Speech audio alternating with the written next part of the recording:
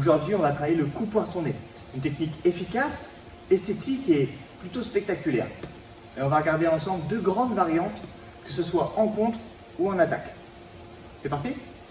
Le premier qu'on va travailler ensemble, c'est un coup-poing retourné que j'appelle de contre, d'occasion, d'opportunité. Je ne suis pas dans un mouvement où je viens chercher à frapper, c'est plutôt, j'ai fait une action avant, où il s'est passé quelque chose et je suis un peu de dos, je ne sais pas trop ce qui se passe, boum, je lui mets un coup de poing. Donc là, c'est vraiment, moi ça m'arrivait souvent quand je lançais une jambe et que je touchais personne, je lançais le poing, ou bien des fois sur des esquives où je suis un peu mal placé et là je viens frapper. Donc c'est vraiment de l'opportunité. Pour la travailler, on va vraiment la commencer en diagonale. Je viens ouvrir à 45 degrés, pivoter ma hanche et venir ici frapper avec ma main. Donc je viens ouvrir à 45 et frapper. Ça marche aussi de l'autre côté. Mais vraiment sur un pivot, l'engagement du corps est un peu moins important. Et je frappe. Ici, diagonale, je frappe. Il y a trois grandes règles pour la frappe de coup-poing retourné que moi je m'impose. C'est pas une obligation, mais pour moi c'est vraiment essentiel. La première, c'est de frapper toujours avec le coude. Parce que ça m'est déjà arrivé, et surtout j'ai vu des gens se blesser vraiment un peu important, de façon assez importante quand même au niveau du coude. Quand on frappe bras tendu, quand ça frappe au bout, tout se passe bien, mais quand on frappe avant-bras, coude ou un peu plus tôt, souvent le bras il n'apprécie pas trop le mouvement. Donc moi je vous propose vraiment de travailler comme un coup de coude. Et une fois que ma cible est passée, une fois que je suis sûr de rien avoir touché, je déplie ma main. Ça permet de rassurer quand même sur beaucoup de choses. La deuxième chose, c'est frapper avec le tranchant. C'est pas autorisé dans toutes les disciplines.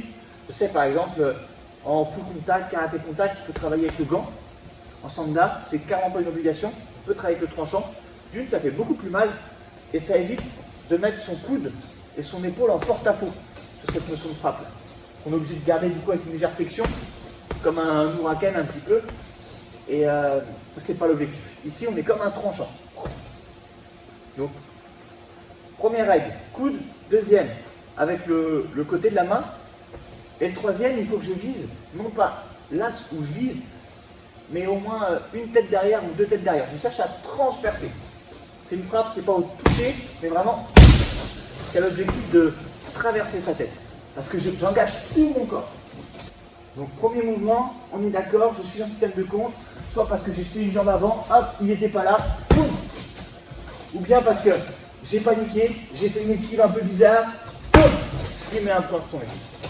Ici, je prends 45 et je frappe. On va regarder maintenant ensemble la deuxième version. La deuxième version, c'est le coup de poing retourné à distance, comme une attaque. Vraiment. Là où j'ai fait un contre, là je vais dire non, je prends l'initiative et je jette tout. C'est une technique qui est, au même titre que pour moi, le retourné, poussé ou circulaire, de finition de combat. Il faut que ça s'arrête, j'en peux plus, ou je me dis allez, c'est le tout pour le tout, je jette tout ce que j'ai et advienne que pourra. C'est la dynamique. La première chose, c'est qu'on va le penser comme un sprint. Un sprint, si je suis les deux pieds parallèles et que j'essaie de sprinter, ça va être très difficile pour moi d'accélérer d'un coup. Il va falloir que je me mette en garde, c'est la position du sprint, et je crée un système de déséquilibre. C'est ce que je fais quand je sprint. Je laisse ma tête partir, et quand mon poids est moins lourd sur la jambe arrière, là je me propulse. C'est la même dynamique. Il va falloir que je penche mon corps à 45 degrés pour faire un transfert de poids, pour que ça soit plus facile pour moi de pousser. Forcément, à la nuance du sprint, où là je vais pouvoir me réceptionner avec mon pied avant. Je vais me réceptionner avec mon pied avant, mais vers l'arrière. Donc il y aura un système de déséquilibre. C'est normal de tomber vers l'avant, c'est même le but recherché. Donc on est d'accord, ce n'est pas une rotation, c'est une avancée à 45 degrés. Et une fois que mon déséquilibre est plein, je pousse fort avec ma jambe et j'engage ma frappe. C'est tout pour aujourd'hui. Merci d'avoir regardé tout ça. Cette vidéo fait suite à un commentaire qui me demandait justement sur le coup-poing retourné ce qu'on pouvait faire et comment on pouvait le travailler. N'hésitez pas si vous avez des questions ou justement des techniques sur lesquelles vous voulez qu'on travaille. Moi je reste vraiment à l'écoute, au plaisir même, au contraire, c'est pour ça que je fais ça. Il y a des techniques que je ne sais pas faire et je vous le dirai sans problème. Et d'autres sur lesquelles j'ai quelques billes qui peuvent peut-être vous aider. Donc vraiment n'hésitez pas, je reste à votre disposition.